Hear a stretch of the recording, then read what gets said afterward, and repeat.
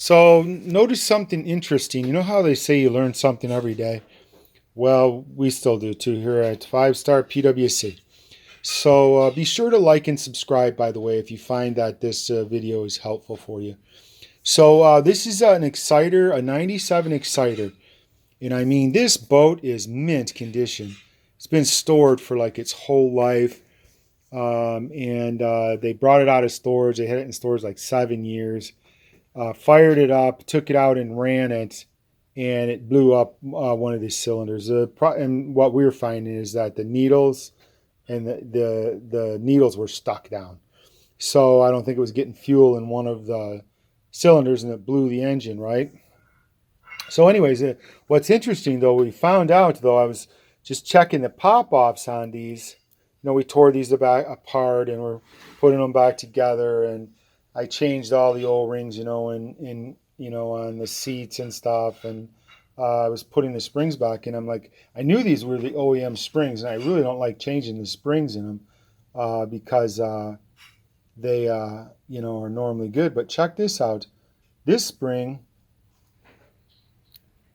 one second here.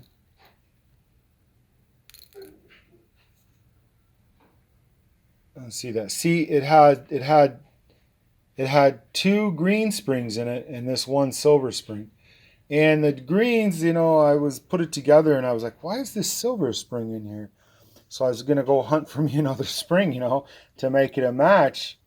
And that one's green also.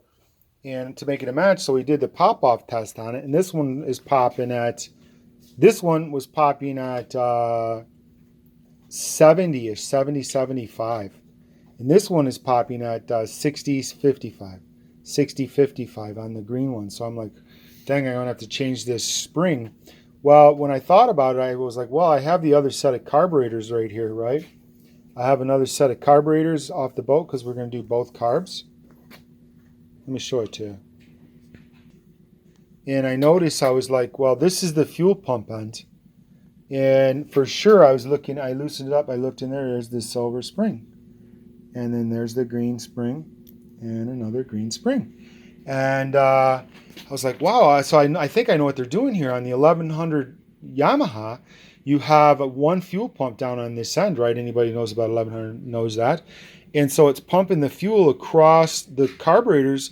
And this one is got a higher pressure setting on it so that it forces the gas back to the fuel back to these last two carburetors before it pops into the one on the PTO end. So anyways, I thought that was pretty interesting, and now I'm going to remember to do that. I normally will be rebuilding these and we'll put all the same spring in them, Well, if we rebuild them, we'll put the same springs in them, but I'm thinking, that's not right. I'm sure Yamaha did that for a reason, and maybe that's a lot of the time why you're getting a lot of the Yamahas 1100s blown up after they get a carb rebuild, is because they're changing the springs on them. And then what's happening is you're not getting enough gas, especially on this end carburetor, when the fuel pump is on this end. So anyways, be sure to look at that carefully. This one has a higher pop-off than the other two.